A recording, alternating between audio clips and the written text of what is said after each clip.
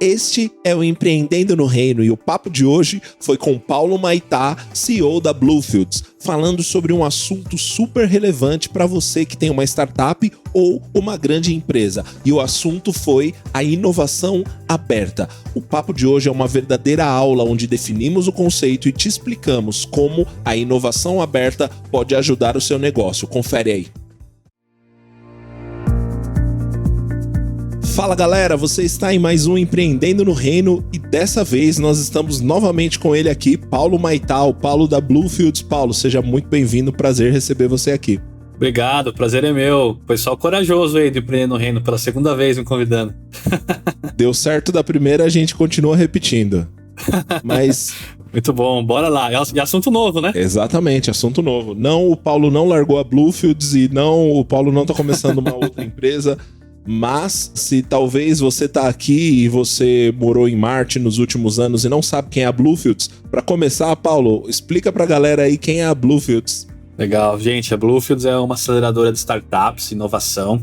A gente existe para transformar vidas através do empreendedorismo e a gente faz isso com um time aí super incrível de pessoas com propósito, compartilham os nossos valores, que tem essa causa empreendedora de inovação. A gente faz tudo isso por meio de programas para startups. Um deles é o Sparks, né, para startups que estão em fases iniciais aí de validação, prototipação, captação de investimento anjo. Inclusive, Empreendendo no Reino aqui é um dos principais parceiros dessa iniciativa, né?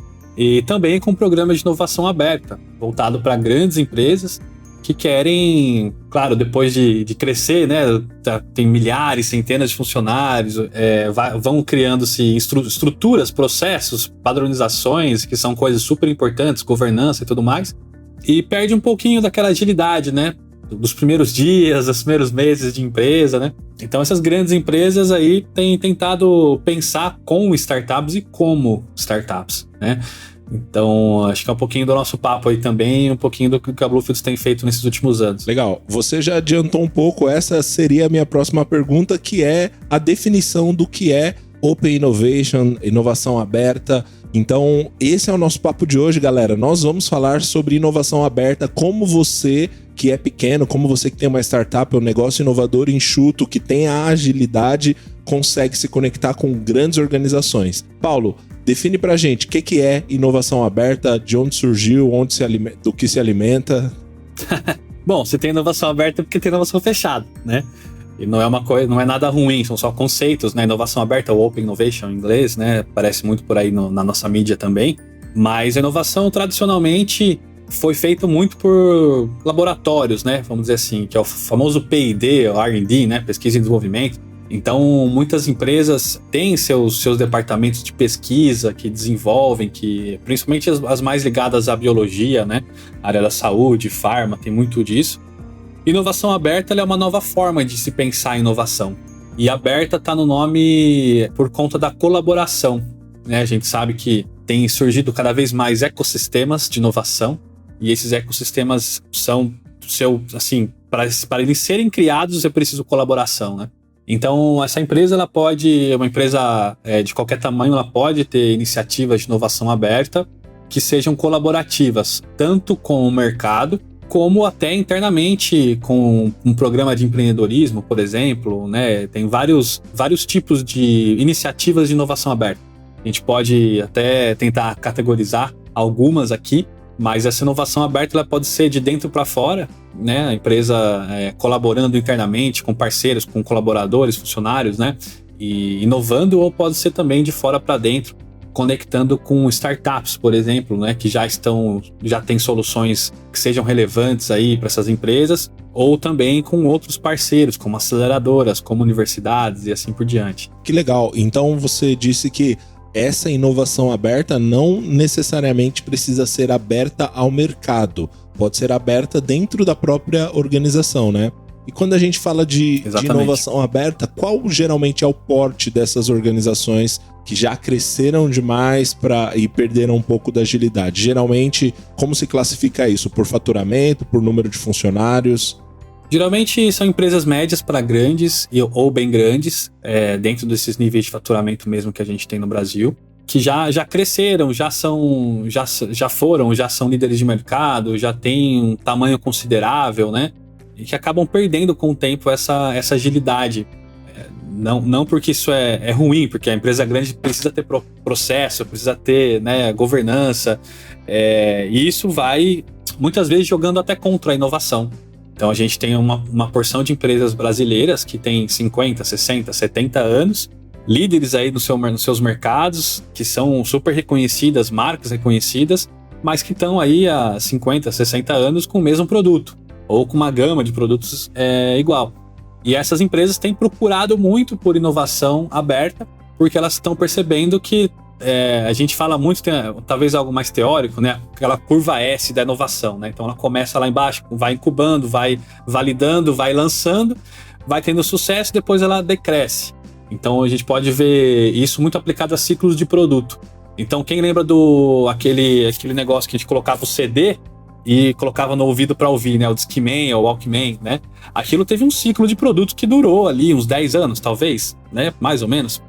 E hoje, por conta da economia e tudo mais, esses ciclos de produto têm se encurtado. Então, dificilmente a gente tem ciclos de produto hoje com 50 anos de duração. A gente vai ter talvez 5, talvez 10, talvez 3. Então tem uma necessidade para a empresa permanecer competitiva, ela antecipar esses ciclos de produtos, e ela só consegue fazer isso através da inovação. Que legal. Então, esse movimento que a gente vê, a gente que acompanha as notícias, vê que, por exemplo, os grandes bancos, né, os bancões, estão o tempo todo anunciando que adquiriu uma startup, que adquiriu um negócio que está começando. Isso também faz parte de inovação aberta ou é uma estratégia diferente? É uma estratégia também de inovação aberta. A gente vê bancos diferentes com estratégias de inovação aberta diferentes, mas cada um construindo e fortalecendo o seu próprio ecossistema de inovação.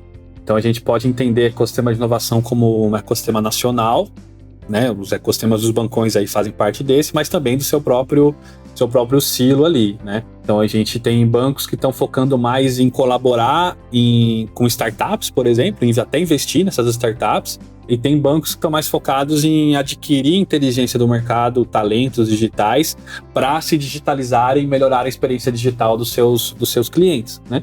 Então tem uma gama aí dentro da inovação aberta de tipos de iniciativas que são bem interessantes, né? Que legal.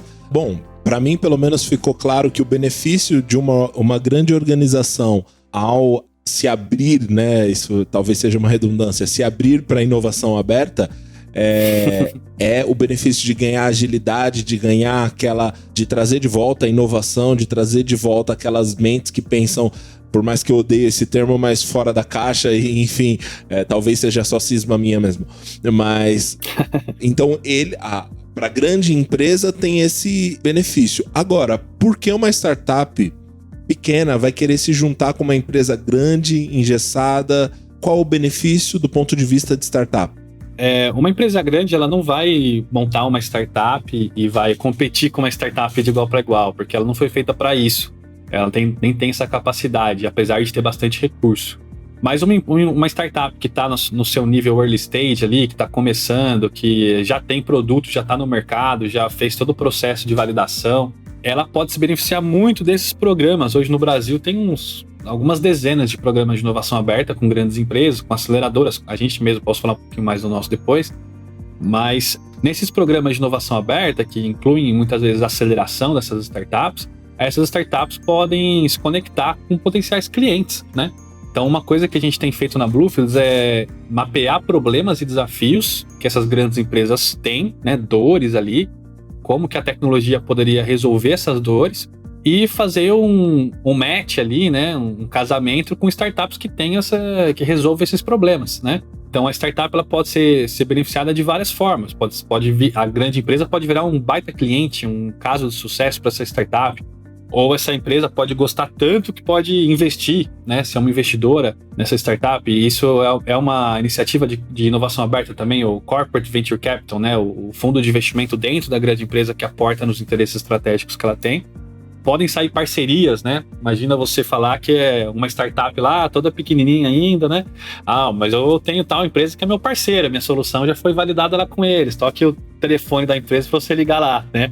O peso que isso dá, a credibilidade, as portas que isso pode abrir para a startup é algo bastante considerável, e também co-criar alguma coisa.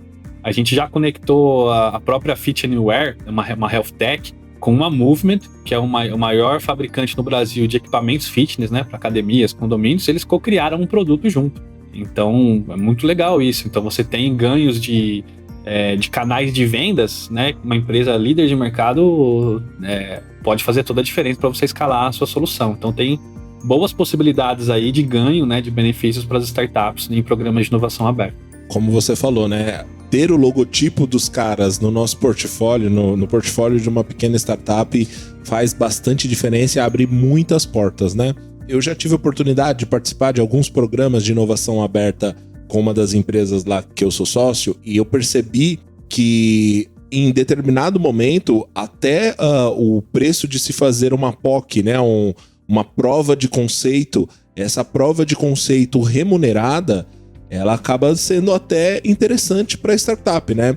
Embora uma prova de conceito não necessariamente precise ser remunerada, mas se a gente pensar que eu vou fazer isso para uma grande corporação, o ticket médio vai lá para cima, e o que para os caras é uma pequena prova de conceito, para você às vezes é o maior ticket que você já vendeu, né? Então, em termos financeiros, a questão da inovação aberta acaba sendo super interessante também, né? Você vende para uma empresa gigante e isso te valida para o mercado, como você bem colocou. É isso aí, são as famosas POCs, né? Proof of Concept, provas de conceitos aí, que são bem comuns um dos primeiros contatos, né, entre as startups e as grandes empresas, essa validação, esse teste, né? Vamos testar aqui para ver se o que eu tenho na minha startup realmente funciona com a grande empresa, que do lado, a gente tem que entender o lado da grande empresa também, que está acostumada. Imagina a grande empresa, uma startup, manda aí vai fazer um cadastro de fornecedor, né? Manda aí o seu histórico de 5 anos de balanço, né? Startup hoje, cara, né? 5 anos atrás eu tava no colégio, né? Tipo... então é complicado. Então a grande empresa, esse mecanismo de POCs é importante para que, olha, realmente tem uma solução que funciona. Seja essa POC paga ou não, dependendo do tamanho, né? Geralmente podem ser coisas mais simples também, mas é um grande passo aí de relacionamento e consolidação para os dois lados, né? Para um relacionamento mais comercial, de parcerias. Paulo, deixa eu perguntar. Há um tempo atrás, no meio das startups, a gente ouvia falar muito sobre uma modalidade que parece com inovação aberta, e eu realmente não sei se que são o joint venture, né? Que é quando duas organizações se juntam para co-criar algo, né? E você comentou algumas vezes sobre isso, sobre co-criar. Joint venture é inovação aberta ou ele é relacionado só quando duas grandes corporações se juntam? É mais ou menos por aí. Tem tipos de JVs, né, que podem ser consideradas sim inovação aberta, especialmente relacionado, tem um termo que a gente chama de cross-industry, né, que aqui na Bluefin a gente fala inovação cruzada. Então, quando duas empresas, até às vezes de segmentos diferentes, mas que têm uma certa convergência, acabam se unindo para desenvolver uma terceira entidade, né, que tenha objetivos compartilhados, ou às vezes é o mesmo público. Então, uma empresa de saúde com uma empresa de alimentação tem o mesmo público-alvo, ou tem problemas, dores em comum e querem inovar para aquele determinado público. Então acaba saindo uma JV, né, uma joint venture, para atacar essa oportunidade. Então isso seria sim também considerado inovação aberta.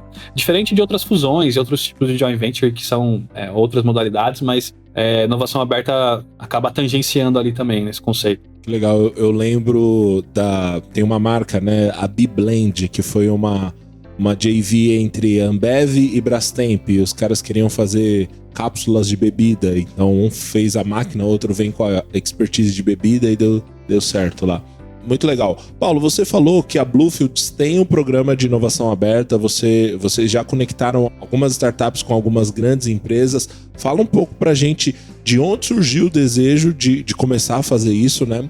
Embora vocês já fossem uma aceleradora, o que vocês enxergaram de oportunidade, e conta um pouco pra gente como funciona esse programa dentro da Bluefields. Legal. É interessante a história porque a gente começou acelerando startups, é isso que a gente faz, né, até hoje.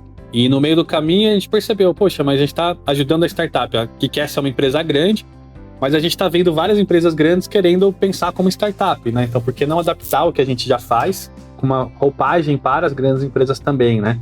Inclusive foi a minha tese de mestrado lá no Mackenzie foi justamente sobre isso, né? Foi um certo pivot ali, pequena pivotada ali considerável da Bluefields, né?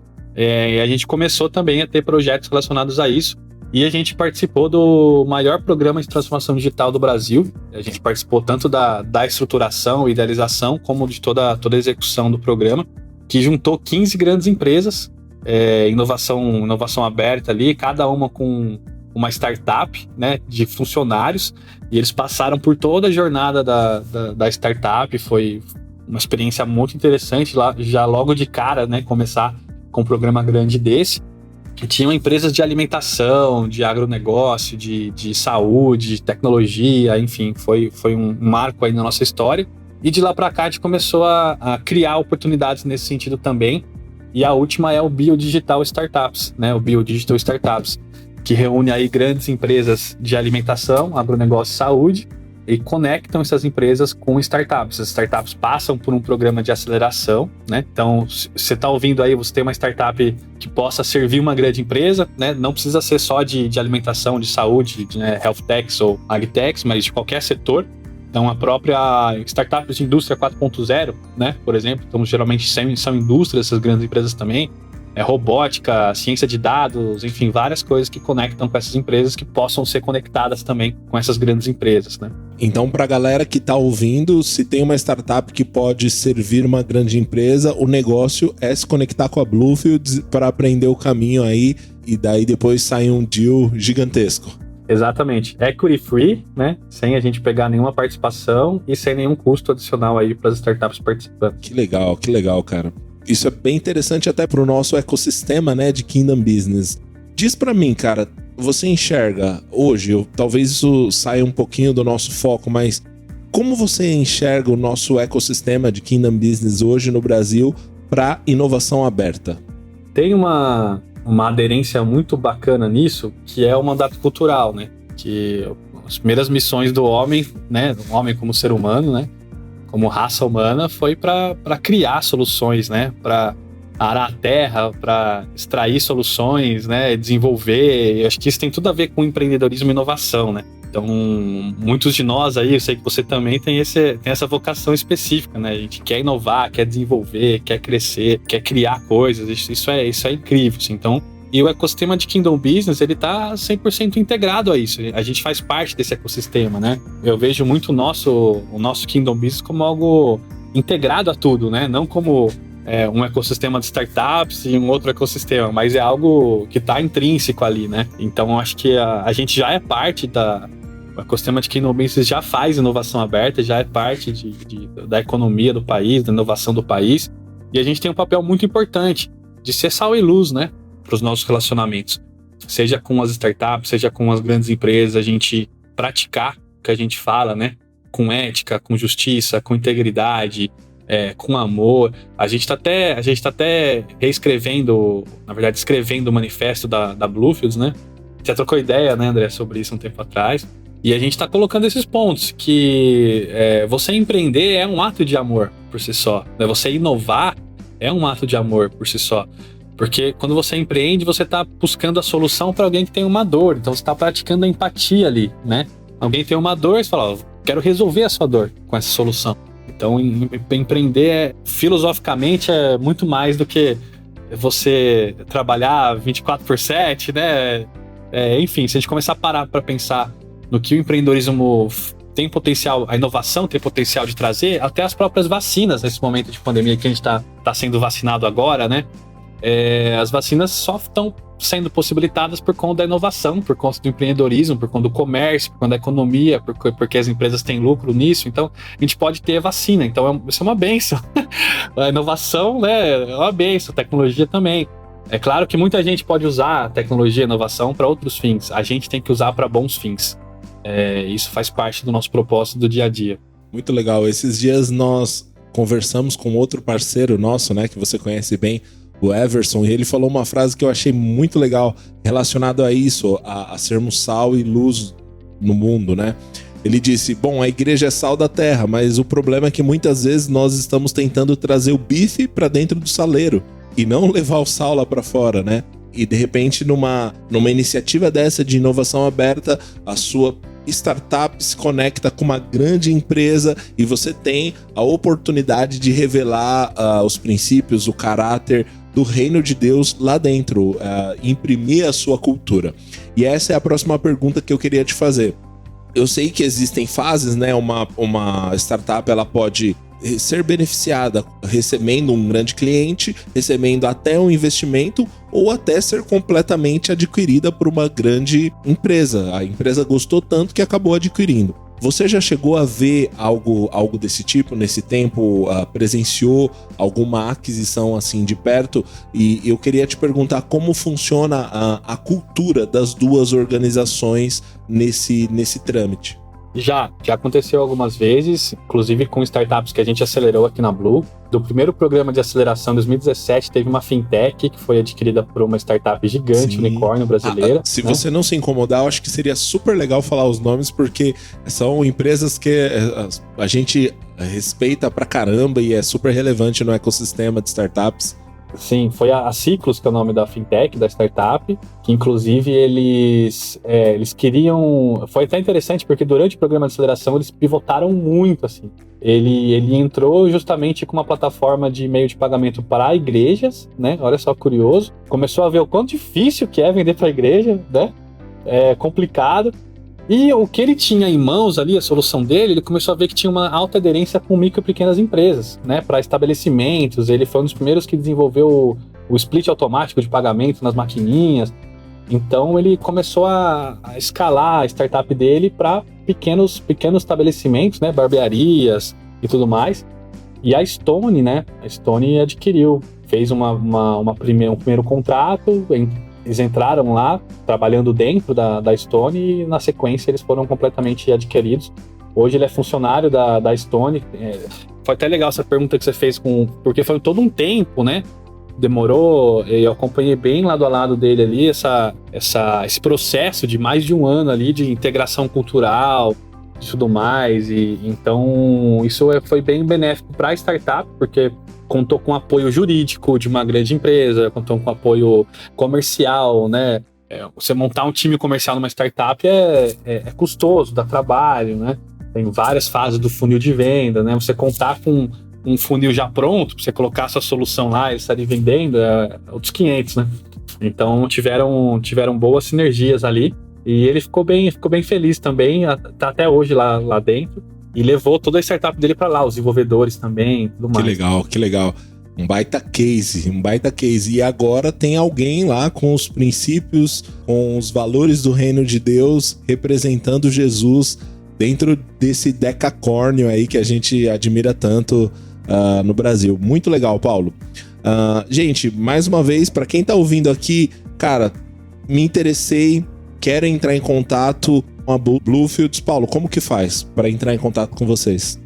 A gente tem o Insta bem ativo, só seguir a gente lá, Bluefields_aceleradora, ou assinar nossa newsletter no site mesmo, bluefieldsdev.com, e receber nossas notícias aí a cada 2 semanas, que a gente vai estar em contato e respondendo todos aí que interagirem. E olha, eu queria só frisar mais uma vez a importância, né, do processo de aceleração. A pivotada que a Ciclos deu, e isso possibilitou eles de fazer o exit, né? Que é o sucesso na vida de qualquer startup aí. Muito legal, Paulo. Cara, obrigado mais uma vez, né? Você trazendo tanto conteúdo pra gente, ajudando a nossa galera. Super honrado por sua participação aí. Fica à vontade aí, microfone aberto, para deixar uma mensagem final pra galera. Legal, prazerzão estar com vocês. Escuto sempre os episódios quando eu consigo, né? Na correria do dia a dia, sempre é bom escutar. Até falei pro André, sua voz é muito legal de ouvir, cara. Eu acho que tem uma identidade assim. É microfone. Não, eu quero ouvir o André.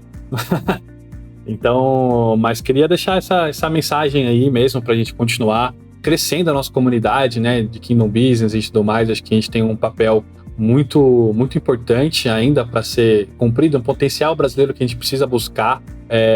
Inclusive, tenho participado aí de uma organização de um evento, né, chamado Fé e Trabalho, relacionado à identidade, a nossa identidade como cristãos, como que a gente testemunha isso, né, no nosso local de trabalho, que é onde a gente atua. Então, e essa identidade com duas faces da mesma moeda, né, um bom testemunho. O que é um bom testemunho pra gente? É realmente a gente fazer um trabalho de excelência, prestar contas, liderar, ética e tudo mais, mas também discipulado, gerar relacionamentos que são oportunidades pra gente e pro reino, né?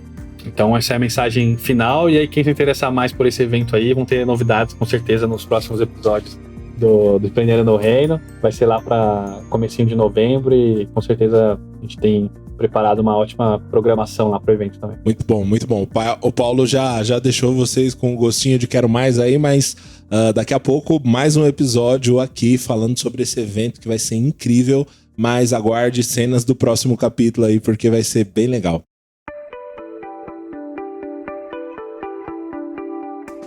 Paulo, mais uma vez, obrigado. Galera, você que ouviu até aqui, percebeu que hoje nós tivemos uma pegada um pouco diferente do nosso episódio.